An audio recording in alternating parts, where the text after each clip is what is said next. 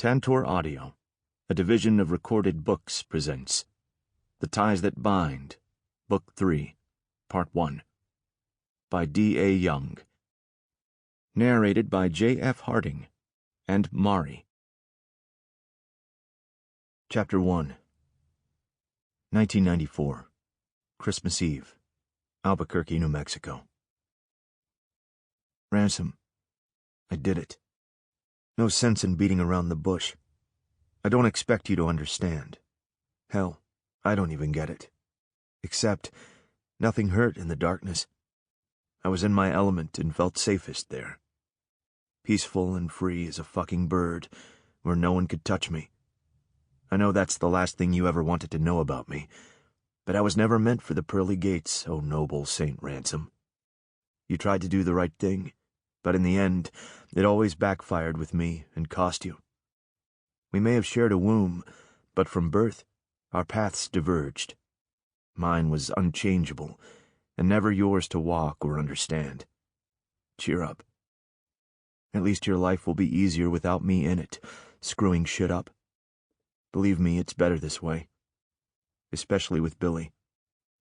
Congratulations on bagging that fine piece of ass, by the way. I hope it tastes and feels as good as it looks. I'm kidding. On second thought, fuck you. I'm dead and you can't do anything about it. With that being said, it might be hard to believe this next part. I love you, man. Forever. Even though most of the time I breathed envy instead of oxygen, that's my truth. I was choking on that shit. Not that you give a damn now, but it's important that you know. More than I ever hated you, I loved you. Tell Slade I'll see him when he gets here. Yeah, I'm really looking forward to that. Look after Ma. Neither of you deserved the shit I put you through, so do yourselves a favor. Forget about me, and be fucking happy. You deserve it, brother. Stay vertical. Harley. Ransom Lawson was stone-faced as he read the letter until the boldly slanted words blended together. Eventually, they blurred into illegible scribble, and his fingers curled around the paper's edges as he struggled with the feelings he couldn't segregate for his deceased twin. Love, hate, disgust, fury, sorrow, relief. They were so intertwined that separating them had proved an impossible feat, making Ransom a prisoner to the murky vortex swirling in cyclonic force around him. I still can't believe that he was capable of such things, Claudia whimpered, tugging on her ratty ponytail. He'd forgotten that he wasn't alone. His eyes lifted to find his mother still sitting cross-legged on the bed, a fresh cigarette dangling between her fingers. The ashtray on the nightstand was overflowing with butts, and the room reeked of smoke. The garbage was overflowing, and judging from the empty small bottles of alcohol Ransom spotted scattered along the dresser, Claudia had cleaned out the minibar. Her bare face was blotchy and exhausted with shadows under her miserable eyes, physical evidence that she was grappling with an entity that was destroying her from the inside out. Ransom struggled for something to say, and finally settled on the truth. He did a lot of things you weren't aware of. Things you were never meant to find out about, Ma. Things that... Like what? The question, filled with trepidation, fell from Claudia's trembling lips when he faltered. Tell me, she demanded when her son remained silent. Tension wound up Ransom's spine. It reached the back of his skull and squeezed, polarizing his body. Transitioning from the MC world to mainstream society was a bitch. He thought his life would be on Easy Street after getting out of the Immortals. However, the remnants of that lifestyle were phantoms destined to haunt him for eternity. Ransom had inherited Harley's sins, and his past was now banging on the fucking door, ready to kick it in and make him atone for them. He knew Slade had never mentioned the Aztec shooting to Ma. It wasn't unusual to keep significant others in the dark when it came to the violent aspects of the MC. They understood that things needed to be done for the greater good of the club. I'm stressed about your well-being, Ma. I don't know what you can handle knowing, when all I want to do is protect you from everything.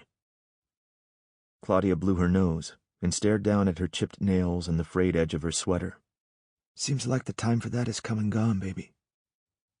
When he didn't reply, she lifted her head. One look at Ransom's handsome, somber face, and a terrible premonition hit her, turning the contents of her stomach into a vat of acid. Like a deer caught in headlights, her predator intuition was triggered. Flight instincts kicked in, knowing he'd give her nothing but more bad news to add to the continuation of this unfolding nightmare. He opened his mouth to speak, and she beat him to the punch. You know what? Forget it. Whatever it is, I don't want to know, Ransom. Comprendes? Claudia insisted. At least not right now. I was a fool to bring this to your attention. You and Billy are going out, and I don't want to ruin your night.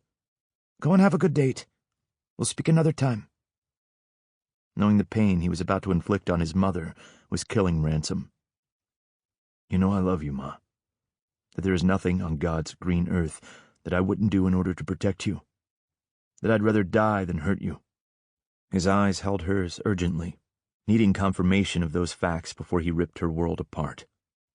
You do know that, right? Claudia tensed at Ransom's earnest opening. He was her baby, and she'd always been proud to be his mama. He was the one constant in her life that she could always count on to be perfect and never disappoint her. Except right now he looked like he'd rather eat a damn bullet than speak his mind. Claudia had never witnessed this unsure side of him. Ransom was always steady. He was a confident and comforting presence for those around him. Drawing her knees up against her chest protectively, she gave a weighty, bone-weary exhale that made him feel like the devil personified. The peace was a nice respite while it lasted, she sighed. Let's get this over with, I guess. What is so urgent that you look like the world's about to end, mijo? Of course I know that about you. I hope you know the feeling is entirely mutual. Now stop beating around the bush and tell your mama what's on your heart. It can't be worse than anything else we've endured in the last month. Claudia firmly reasoned, even though inside she was filled with a fear she hoped was irrational. Ransom interlocked his fingers at his nape and tipped his head toward the ceiling. He gripped at disheveled strands of hair for support and closed his eyes. I wish that was the case, Ma. A sound escaped Claudia's lips. It was high-pitched like a laugh, but couldn't be classified as such since it broke in the middle and fell into a desperate gasp sob. Upon hearing it, Ransom's eyes sprang open. He found Claudia ashen-faced with her fist pressed to her mouth as she watched him uneasily. Worse? How would that even be possible? Please, just fucking tell me. Claudia's nerves were officially stretched to the point of snapping, knowing her damaged heart wouldn't be able to handle his disclosures. It was best to just rip the bandage off and get it over with. Steeling himself, Ransom sat down on the edge of the bed and stared straight ahead at the wall. Ma, it's about last summer. Claudia dropped her feet over the side of the bed and slumped forward, her face buried in her palms. Her heart felt too heavy to beat. Damn you. You better be fucking lying to me. Tell me it's a lie, Ransom, she begged. Ma, I can't. If I could take it back, you know I would, he responded helplessly. I tried to defuse the situation, but it went sideways quickly. I didn't know Harley or Slade were going to start shooting. Her emotions boiled to the surface and spilled over. Jumping up, Claudia rushed him. Ransom was ready and caught her. She slapped at him wildly, punching and kicking while he caged her, trying to absorb her pain and wincing when her nails threatened to rip through the sleeves of his suit jacket. How could you not know? You knew who you were dealing with. Garcella was just a baby. How could this happen? How could you not say shit? None of you said anything. You looked me in my face every day like nothing had happened. Oh my God, that poor girl. Ransom held her, allowing her to rail at him and bemoan her family's loss until Claudia collapsed against him and slid down to the floor at his feet in a sobbing heap. She didn't stay there long. Holding on to her stomach, Claudia rolled away and rushed to the bathroom. With a grimace, Ransom stood and waited helplessly, teeth gnashing as her violent retching filled his ears. 5 minutes later she reappeared, wan and slightly more collected. However, the tick by her right eye let him know it was all an act. 15 seconds of deep inhaling and exhaling proved him right, and she lost the battle for composure. "Fuck Slade," Claudia hissed. "Fuck Harley, and fuck you, too, for keeping it from me, Ransom. You're better than that shit. They were family. I had a right to know. We stood in solidarity and offered condolences, and you let me and never said a word." "I know all that," Ransom snapped, guilt stripping his defenses. "Not a day goes by that I don't regret what happened. But this was club business. I couldn't say shit. That would mean putting lives at risk, innocent lives, as revenge, including yours. I also couldn't carry out what we should have done either, as painful as it may have been. And that's our reality." Confused by that last enigmatic statement, she searched his hard face. "Ransom, what are you—" "Ask me, Ma. Ask me what I wanted to do," he demanded harshly. Eyes identical to his ballooned in understanding, and she shook her head in denial, refusing to go there with him. "Look after Harley," he fired at her. Claudia blanched and shrunk back, trying to evade the truth that hit her like a spray of bullets.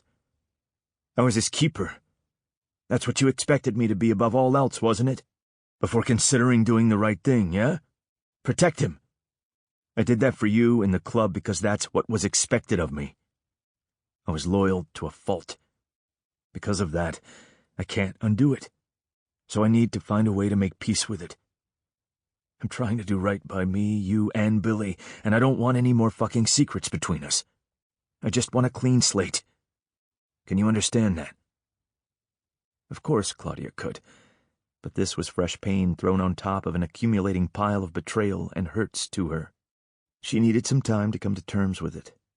Moving away from him, she went to the door and opened it. "You should go. I don't know what I'm feeling right now. Deceived is at the top of my list, followed by heartbroken and furious. Today's revelations have been a fucking mind-bender. The last thing I want to do is say something I'll regret later." Ransom stood undecided. Right now, his woman, Willamina Billy Stanton, was getting ready for their evening out.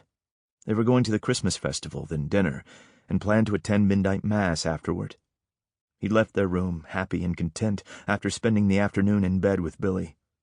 With her deep brown hue that accentuated her boldly unique features, and a svelte body sculpted with compelling curves, she was flawless in Ransom's eyes. In his opinion, he hadn't spent nearly enough hours monopolizing said perfection. Yet it went beyond the physical with them. Billy was honest, intelligent, feisty as hell, and had a backbone of steel. She challenged and encouraged him to be the best version of himself, and forced Ransom out of his comfort zone. If it were up to him, they'd stay in bed forever, enjoying each other's company. Nonetheless, her wish was his command, and he'd intended to invite his mother to join them. Claudia had been holed up in her room, and Ransom thought she could do with some fresh air and holiday festivities. The last thing he expected to see was her holding a letter that his dead twin had hidden in her purse when she opened her door. One look at his mother's ravaged face, and he was leaning toward forsaking tonight's plans to try and work out their issues. He didn't want this to come between them permanently. Claudia sensed his turmoil, and despite being presently bombarded with chaotic emotions, she loved her son all the more for it. She jerked her head toward the hallway and begged, "Just go, Ransom. We need some space from each other." After a long pause, he briefly dropped a kiss on the crown of her head and respected her wishes. Ransom was late. That never happened. Billy glanced impatiently at her Swatch watch again. Nearly an hour and a half had passed since she'd last seen him. Granted, she'd only been ready for 30 minutes, but he'd threatened to withhold sexual favors if she didn't sharpen up her prep time. As there was no heat behind Ransom's warning, Billy wasn't even sweating it. She glanced at her watch a third time and shrugged. Now that she'd been afforded some alone time, Billy decided to place a call. Grabbing her address book from her purse, she dialed her friend Angela's number and stretched out across the unmade bed. It rang steadily, and she knew that on the other line her friend was staring pensively at the phone, debating whether to pick up. Billy couldn't blame her overcautious approach after what Angela had been through. She wondered how the news that she and Ransom were a couple would be received, There was more than a possibility that her friend wouldn't be able to separate the brothers in her mind, if ever. It was a risk that Billy would have to take, because she wasn't giving Ransom up for anyone when he'd given up his world for hers. "Hello," Angela answered, timid and unsure. Billy responded quickly to dispel her fears. "Hey, girl, it's me." A relieved blast of air gusted into her ear. "Billy, how's everything? I haven't heard from you since our last conversation. I was hoping I hadn't scared you off." Angela's voice escalated in panic. "You're still coming when I finally—" "You don't even have to ask. Just say the word," Billy confirmed. "How are you feeling?" "Like a prisoner." The response was immediate, however not with as much hostility that her friend was used to whenever she'd inquired. "Thankfully it'll soon be over. I've narrowed my selection down to 2 couples. The first is well off, and they have a son who just left for college. The second couple is middle class and already has a set of twin girls who are 7. "That's great. Which way do you think you'll go?" "I'm not sure. I'm compiling the pros and cons daily. I'd like you to meet them, too." "I don't have a problem doing that." "Angela, there's something I need to tell you." Without missing a beat, Billy revealed. "Harley, Digger, and Pitch are dead." A pause hung in the air as her friend tried to cope with the announcement. It was followed by a resounding thud as the phone dropped. Alarmed, Billy rolled over and sat up. "Angela?" A whimper filled her ear. It was followed by another and another until they merged together in an unbearably endless chorus that broke Billy's heart. "I'm so sorry. I didn't mean to just spring that on you." On the other end, her friend was sobbing in bed. Thank God. It was finally over. Awkwardly, Angela leaned over to retrieve the cordless phone from the floor. With some effort, she maneuvered into a sitting position and held it up to her ear.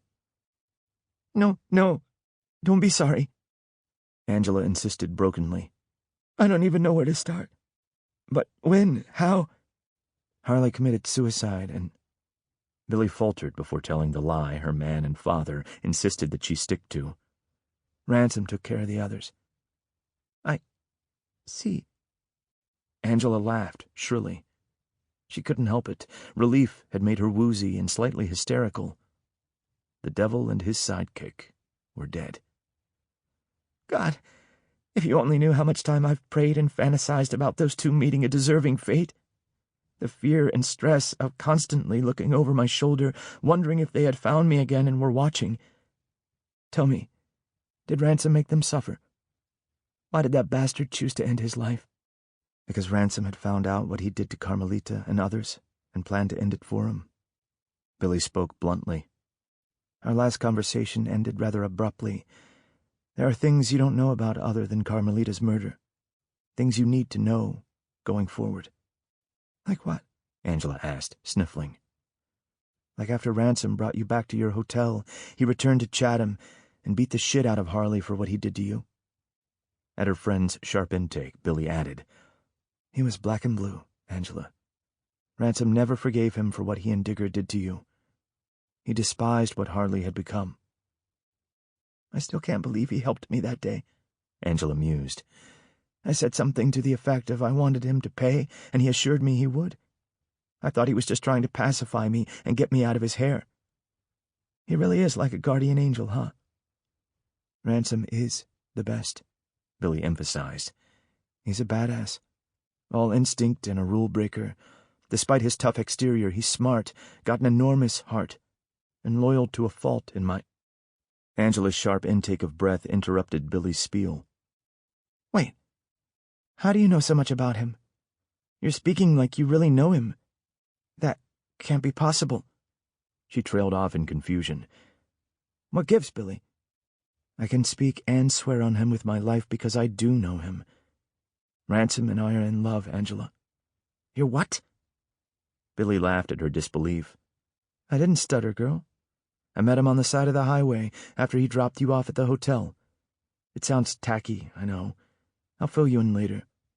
Anyway, one thing led to another, and it was supposed to be only a summer fling, but it turned out to be so much more. I was heartbroken when he left.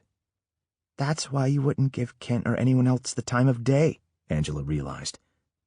Kent will always be my best friend, but we were suffering through some growing pains. Billy spoke carefully. In time, we'll be fine, but make no mistake, Ransom is the only man for me. But he's a biker. Angela made no effort to disguise her revulsion, and Billy had to be mindful of what she'd been through, instead of biting her head off. You fell for him, of all people? The odds of that happening are what, 1 in a million? Indeed, and correction, he was with a motorcycle club. Ransom is moving to California to be near me. He's out of that life for good, Angela. What a strange twist of fate life has taken us on, her friend marveled. Billy was inclined to agree with her. The sequence of events that had to occur for them to cross paths and be involved in each other's lives was absolutely surreal. True story. Believe me, he was just as shocked as we were to discover how small our circle truly was. He'd like to speak with you and see how you're doing, Angela. Ransom harbors a mountain of blame for his brother's actions. Would you be willing to talk? No offense, but I couldn't. Not right now. It's still too much for me to process. Please thank him for me, and pass on that he's eased my mind greatly.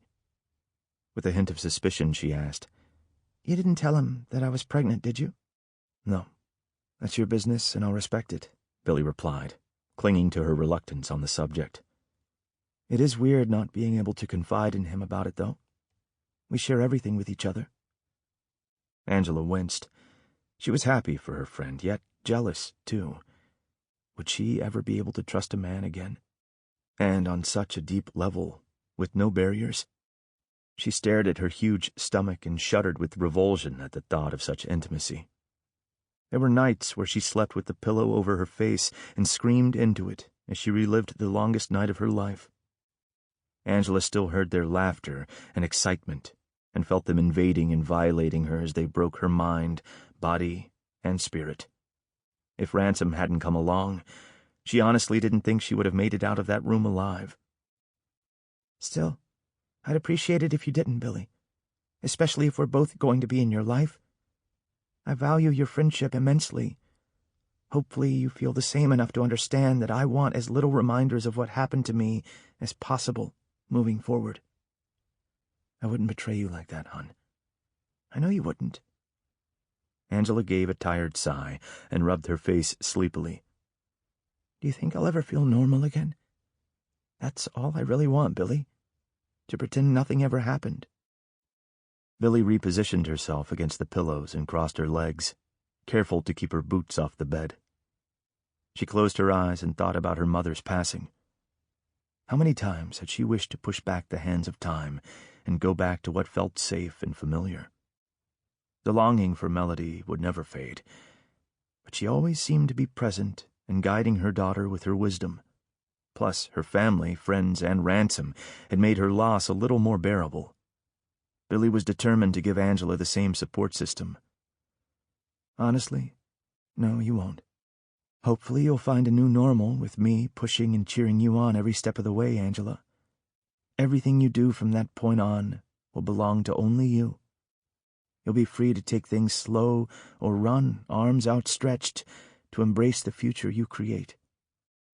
Her friend sniffled. I appreciate that. At times I feel so weak and broken, she despaired. I've never felt so powerless, and I hate it. My mother used to say weakness revealed hidden strengths, Billy offered. Her friend needed to know and understand that her life was important and her feelings were valid. Your mother sounds like a wise woman. Mine only taught me how to maximize my pretty, conditioned me and my sister to need attention, to be a great hostess, and most importantly, have a discerning eye for china patterns. Angela mocked bitterly. I'm sure she loved you the best way that she knew how, Billy replied, sincerely. And that sounds like a story I need to hear in person. I can't wait to see you. I'm really looking forward to it. Suddenly, Angela yawned. Ooh, excuse me. I'm so tired. These days I fall asleep in the middle of eating. Lifting her arm to peek at her watch, Billy frowned, realizing that Ransom was extremely late. That wasn't like him to not communicate with her. Now she was worried. Hey, I don't want to hold you up. Go get some rest, woman. Merry Christmas. Thank you for calling. I already feel like I'll sleep better tonight. I miss you and hope to see you soon, Billy. Merry Christmas. Me too, friend. Take care. Billy hung up and grabbed her camel peacoat. She was just about to slip it on when she heard the key in the lock. It's about time, Buster, she called when the door opened. Ransom stood in the entryway, looking ruined in every possible way. His long hair, the shade of freshly brewed espresso, was wild and disheveled. His navy suit was wrinkled, and the navy and burgundy paisley tie loosened. He reeked of smoke and alcohol, but it was his eyes that imprisoned her.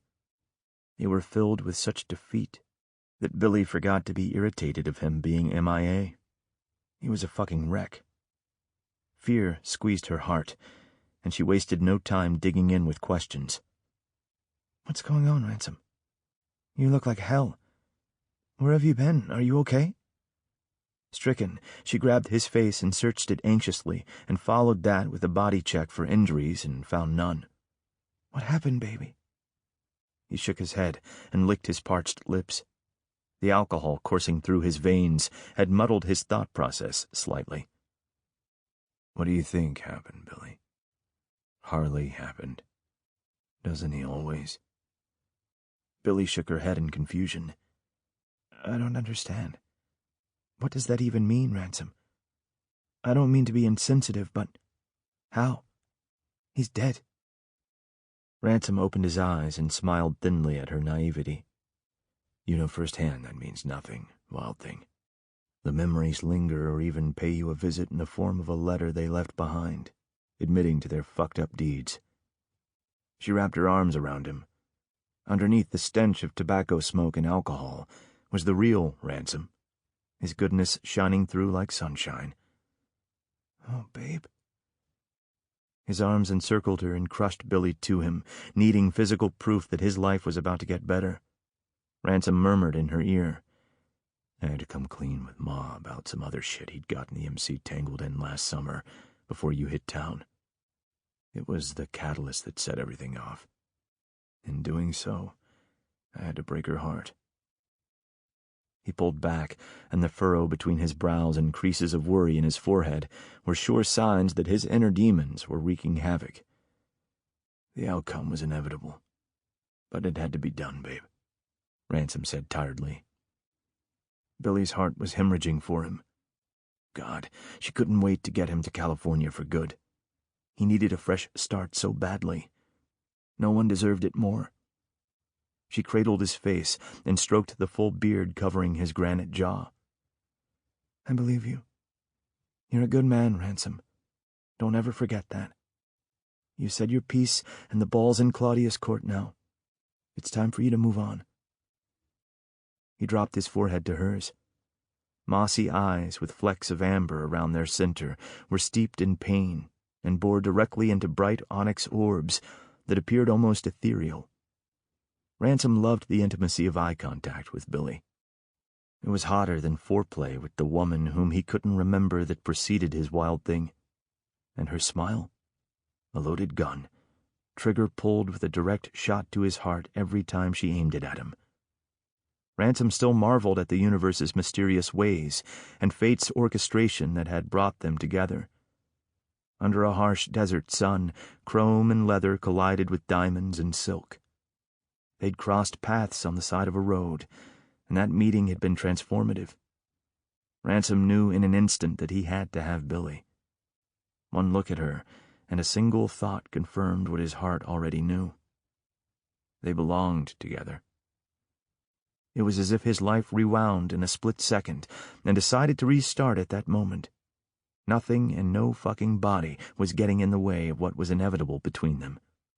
Luckily, she'd felt the same, and knowing that, Ransom had no choice but to claim her, thus dragging Billy into his world, consequences be damned in his quest to have it all. This gorgeous, carefree, confident girl who danced to the beat of her own drum had definitely given him a run for his money. Billy was a dream unrealized. She had opened up a whole new world for Ransom, one he'd never dreamed of. Sample complete. Ready to continue?